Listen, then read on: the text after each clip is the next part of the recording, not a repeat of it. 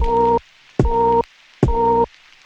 was cruising down the street, fuck deep, three bitches, one y'all on me, and the y'all might well be feet, cause it got two arms and some feet, cause it wake up in the morning and it eat. I love my chopper and I think it love me, probably cause I let that bitch do what it please, call her hitters cause he gon' shoot free. Have you ever wondered how a goat is born?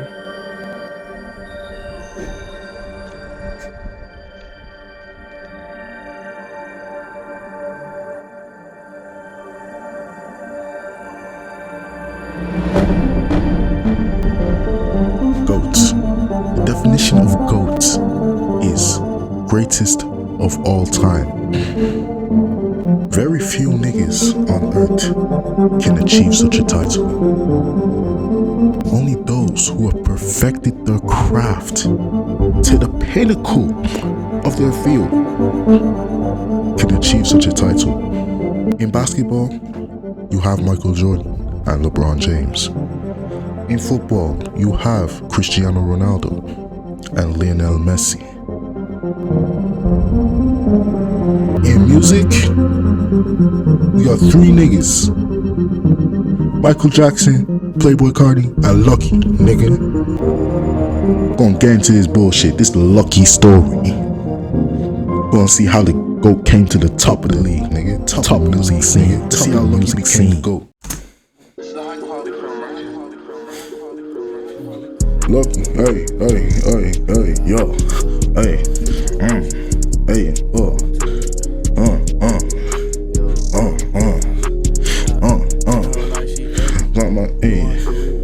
Alright, so welcome to a special freaking video. Today we're going to be talking about Lucki and why you should listen to Lucki. I've already made a part 1 to this video, so this is kind of a follow-up. And on top of that, I feel like I have some cool stuff about Lucki that I honestly don't think the casual Lucki fan even knows. Be sure to leave a like and subscribe if you enjoy this whole video. Just before we start though, be sure to use code FRONT to get 10 to 30% off all your G Fuel. No free ads, no free ads. Goated if you get some, so let me know. So in case you don't know, Lucki's legal name is Lucki Camel Jr. He's from Chicago, Illinois. Lucki Camel Jr. He is currently 24 years of age. His birthday is May 30th, 1996. Just based on Google, they put him under the hip hop category, of course. Lo-fi music, experimental music, cloud rap, and SoundCloud rap. Again, if you're not really familiar with Lucki, I like to classify Lucki as different vibe. If you get it, you get it. If you don't, you don't. Not everybody can have top tier music taste. It's okay. It's really hard to explain what kind of music he makes simply because nobody makes music like him. It of course falls different vibe. Come on, bro. Under the hip hop category, but obviously there are subgenres and he just doesn't fit in any of them because his sound is just so unique, which to an different vibe, guys. Come on. I know what I'm talking about. Let's go. Extent was his goal all along, but we'll get to that later. Now, Lucki was very early on to social media, specifically Twitter. He started his Twitter in August 2011 to kind of get a hint as to what kind of person he was at that time. I advanced searched his tweets, and I pretty much just found him tweeting on New Year's about some not so nice. Listen, those who know Lucki know about his tweets towards a certain demographic of people. I'm not going to say too much about that situation. Yeah. Wasn't looking good then. It was looking peak then. But then again, he did say he is of that demographic. I'm not sure if he's capping or not, but them tweets can never see the light of day. Nice things. I feel like it just comes down to him being very young. So basically, he was just talking about how much he hated his parents, his mom specifically at first. Apparently, she wanted to kick him out. He hated his parents. I don't have a mom, just a lady that threw me out for vagina. Damn, you spelled her wrong, but damn. His mom specifically at first. Apparently she wanted to kick about how much he hated his parents. His mom specifically at. How am I not a real man because I don't eat pussy? That shit nasty. Pussy look like this. Oh, this nigga's stupid, bro. First, apparently she wanted to kick him out because, I mean, for whatever reason, maybe he was just, you know, just being a rebellious ass kid. And pretty much what he was saying is that he hated his mom and she wanted him to leave the house and go to his dad's. But it was no better over there because he did not like his dad or his stepmom. He's said in interviews before that he's kind of like gotten the best of both worlds, because on one side he was, you know, in the suburbs, and you know, he got to live that life and that side. Did you grow up with your mom and your dad, or your dad was just two cribs? Oh, okay. My mom lived one back place, and forth. my dad lived one place. Yeah. Okay. Because at some point, I always had the best of both worlds type shit. Yeah, I feel you. You see what I'm saying? So then let's talk about. And I am gonna assume that he lived a suburban life with his dad, and then street life and stuff like that when he was with his mom, who I believe wasn't financially as stable, which there's nothing wrong about that. But later on, come to find out that they're actually pretty good. So just to kind of clarify that stuff happens, you know, he's a very young kid. He was super young. Everybody has those phases. It is what it is. They're good now, and there's a whole video showing that, you know, they're good. I had him when I was like 9. No, and there's a whole video showing that, you know, they're good. Look a little Lucki, bro.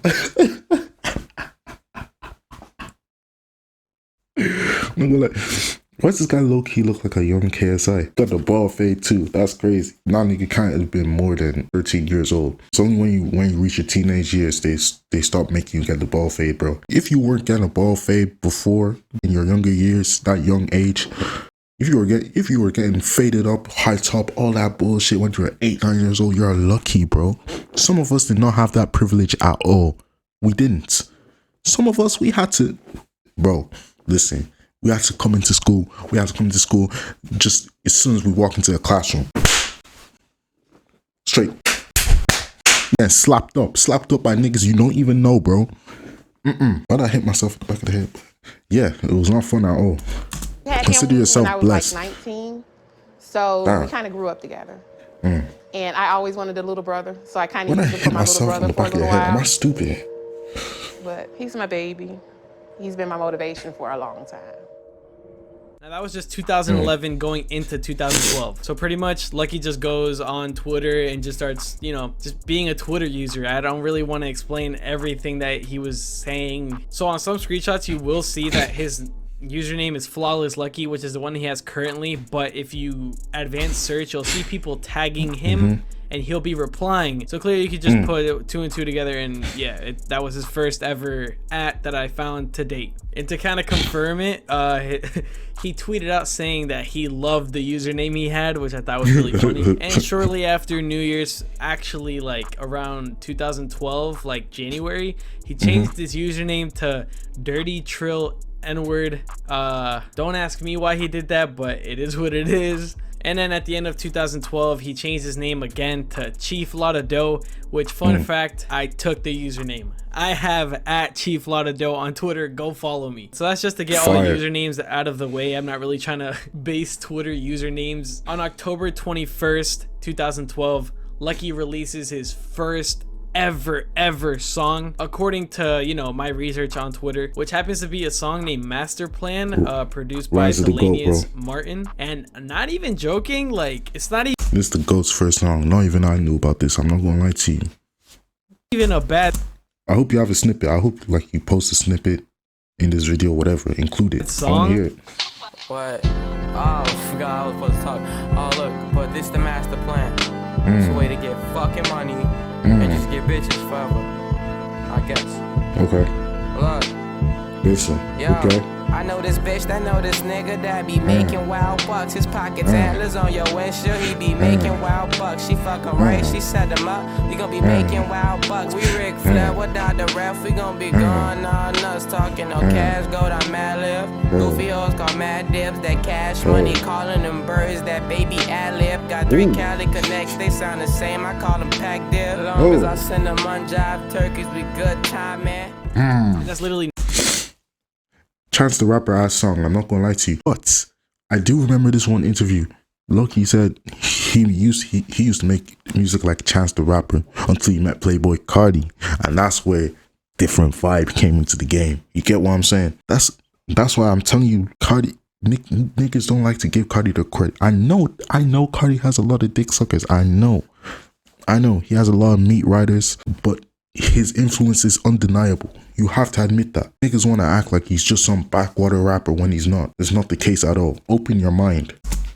No shade, like the song was actually a vibe. Just without Cardi, we don't have this current version of Lucki. 8 years ago on a YouTube channel that literally has nothing to do with Lucki. I'm not even sure if he owned the YouTube page that this song is on. Then again, Lucki was a very young guy. You know, he probably had a different friend group at the time. You know, like, hey, I'm gonna promote this alternative trap, but before I do that, let me post a song on my friend's YouTube channel and let's grow together, Toyota Boys. And 1 month later, almost to the day, Lucki announces that Untouchable Lucki is coming out on Twitter, which if you don't know, that's like kind of what everybody thinks is like his first song, because it's like the first song that has a music video that's on Elevator that has a certain amount of views. You know, you could definitely like just find that out yourself. So he announces it on Twitter, and you know, bro, include it, bro, include it. 1 sec.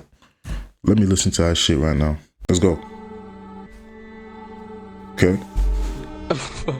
At night, then hit some licks from my brother. Make a stack up off that. Go home, hide it from my mother. Just run from body to body. Get rocked like hypeless, naughty. They slap me down. They 1, 2, 3. It's alright. It's cool. Like, for a guy that's just, you know, that's just developing his craft, it's not a bad song, but it does not compare to what he puts out today. I'm not gonna lie to you, Lucki was a pretty smart guy at that time, because the day before New Year's on 2012, Lucki X goes to a listening party for I'd assume a friend. I'm gonna say Teve Baker's bakery shop listening party. He attended that, and in that video, which I will show proof, he says alternative trap in 2 months. So he's pretty much just doing promo in someone's listening party. Like, he was on that stuff back then.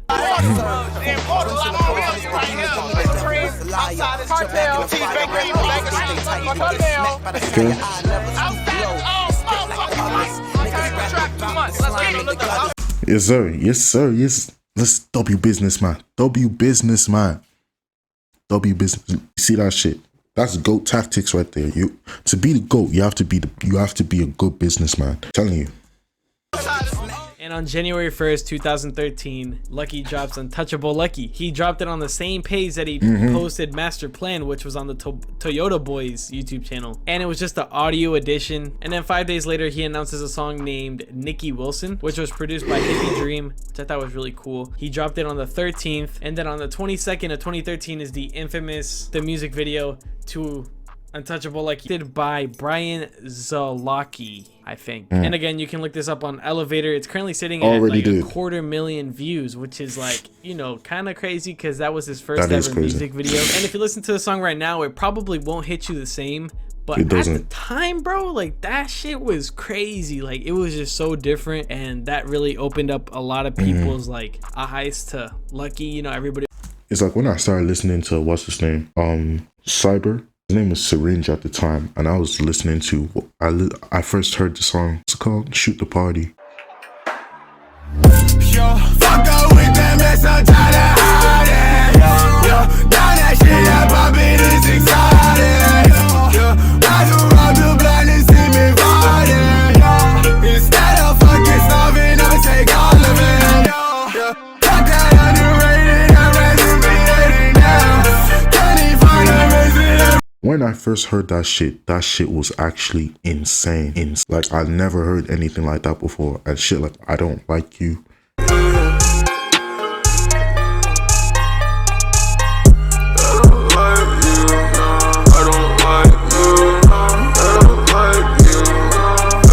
Just songs like that. Like, it's not even a whole lot of lyrical shit. It's just a vibe. You get what I'm saying? It's just a vibe I've never heard in my life. That shit hit back then. I don't know if it will still hit today. Maybe. I don't know. It's been years since I listened to those songs. So he has like 4 songs already that didn't do bad. 2 of them like are sitting at 250,000 views. Maybe now, but back then it was still getting numbers. And he's already talked about alternative trap. He's been teasing it basically. So on July 25th of the same year, 2013, he drops Alternative Trap, which is his debut project. From there, Count on Me was the one that got the most attention. I got connects almost locked up, so they just filling my stock up. You think I'm on a naughty list? They just rocking my sock up. No, you can definitely hear the Chance influence there.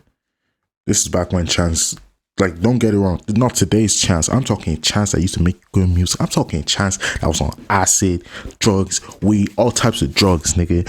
back when Chance did drugs, he made good ass music. Wholesome Chance makes trash music. I'm not gonna lie to you. It starts making you think. When rappers be drinking lean and all that shit, does the lean give them the musical talent, or is it just them? Because ever since Chance stopped taking drugs, he just became trash at rapping. Chance, like, what the hell? He just lost all his talent. It was all the lean. Nigga's a fraud.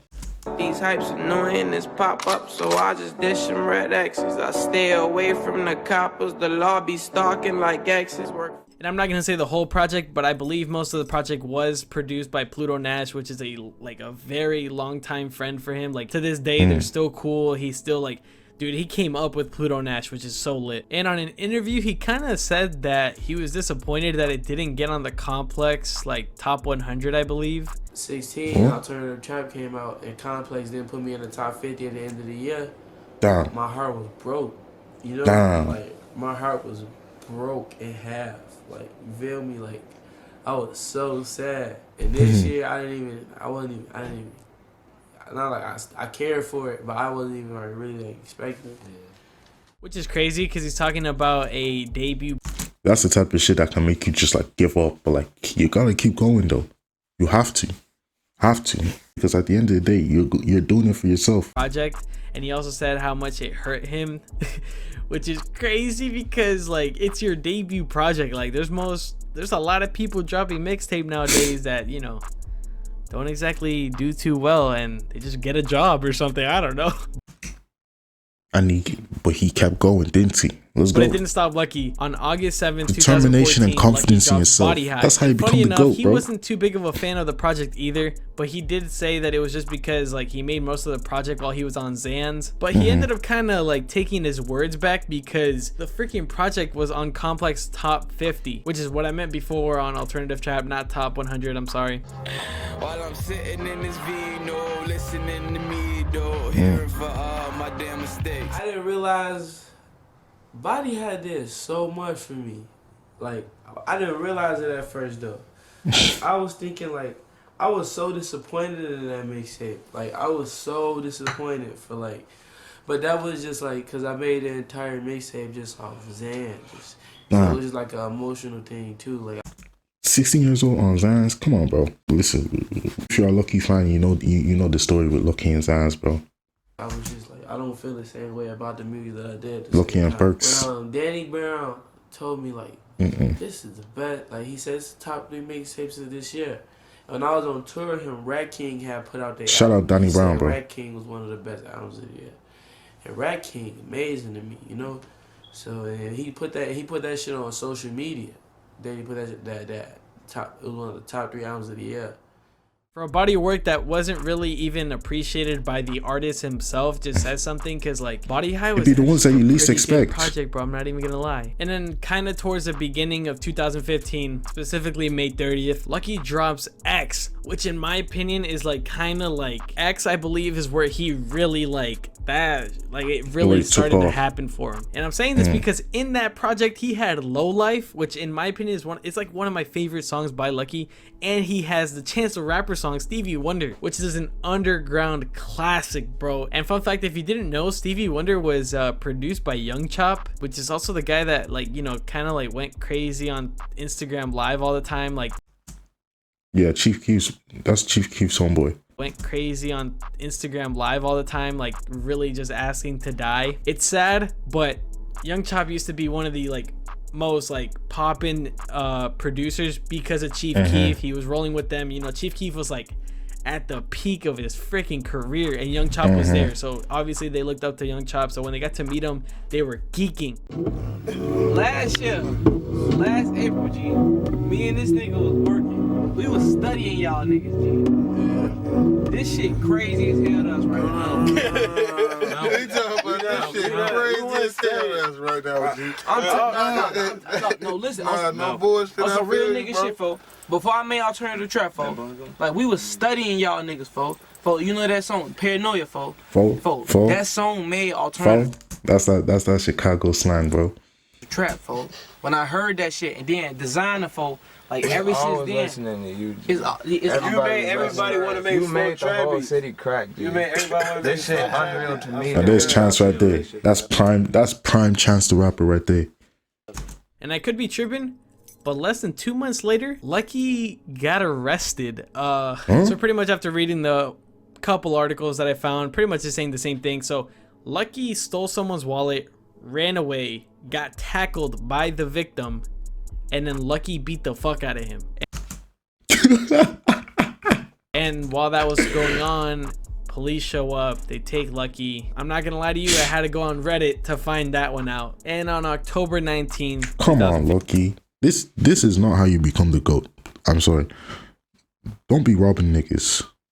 Be a good person. 15, Lucki drops Free Wave, which happens to be the last project where Free Wave. Oh wait, it's not Free Wave 3, but hey, it's the first Free Wave. Respect it. he had a Lucky X with the, you know, the money sign. He just drops it. He says that's kind of corny, and plus it was tied to this little group he had with his friends at the time, which can also explain for the money sign and everything outside with the money sign. If you don't know about Free Wave and you're over here like, yo, Free Wave 3 has to be one of my favorite projects, I swear to God. But did you listen to Free Wave 1 and 2, bro? Like, I remember I would be going out for jogs. I'm a fraud. Which might seem surprising, but I was going out for jogs and I was listening to Free Wave the whole time. Now, I became a Lucki fan when Son of Sam was his most recent project, which I will get to. So in January 2016, that's where he dropped the name, and then in March 22, 2016, he dropped Son of Sam. Now, I know I was saying the backstory about Free Wave and all that stuff, but if you don't know the meaning behind what Son of Sam even means, I'll explain it to you. The name comes from David Berkowitz, also known as the Son of Sam and the 44 caliber killer. Berkowitz believed that his neighbor named Sam Carr was a demon that would send messages to Berkowitz through his dog. These messages basically told Berkowitz to kill young women. And after he actually killed a couple people, because he killed a lot of people, he started leaving letters referring to himself as the Son of Sam. And now what does this have to do with Lucki, and why did he name his project Son of Sam? Pretty much the project art, like the album cover, the mixtape cover, whatever you want to call it, is one of David Berkowitz's letters. I literally remember going to like full screen the freaking cover and seeing what it said, and it just didn't make any sense to me. I'm like, why is he talking about the police and then like all this stuff? Horrible grammar. And come to find out while I was trying to research for this video, it's a freaking letter from a serial killer. Like I mentioned before, David Berkowitz believed his neighbor Sam was a demon that would send messages through his dog. Lucki kind of like compared himself to him in the sense that Lucki says that his demons were in the form of vices. So like with that Perks. like his demons, like vices are demons. And Lee. My demons are these bitches thinking I'm Rick James. And these drugs, bro. His fast life, like drugs, you know, like that's my little comparison to it. And it's like I'm not idolizing him, but he was right. Like his letters, it was so like the way he was putting it, like I'll be back, I'll be back. Like he really putting fear in their heart. It was just senseless, and it's like. That's what I'm doing. Like people hate me because I promote drug music. In my case, I'm saying Sam is drugs, not like fast life. Youth is just, I mean, unfortunately they have to be influenced. He mentioned in an interview with Lyrical Lemonade. He said, that's tough. I'm going to keep making this music, bro. So these demons that he was talking about ended up forcing him to take a break from music later in the year of 2016, which he says he was living in New York, and in New York he was just going through it, just felt alone and like just depressed. So, you know, it makes sense. Just before his hiatus, he drops a project, Free Wave 2, which the cover is inspired by Nirvana, just in case you didn't. On Chicago Sleepers, Lucki mentions that he always wanted to be a kid on drugs and have that type of aesthetic, which is why I was saying that, you know, he kind of got what he asked for, because he kind of like everything, like, and come to find out that in 2016, he literally says that that's kind of what he wanted to do. Because I mean, if you don't know, like from alternative trap, it really, like he evolved over that span of time, you know, like he evolved just then and there, and that was just in 2016, bro. And he also mentioned that he was friends with Playboi Carti, Ian Connor, and through them two, like I said, bro. ASAP Mob. Now I don't know if you knew this, but Lucki was in Lamborghini High.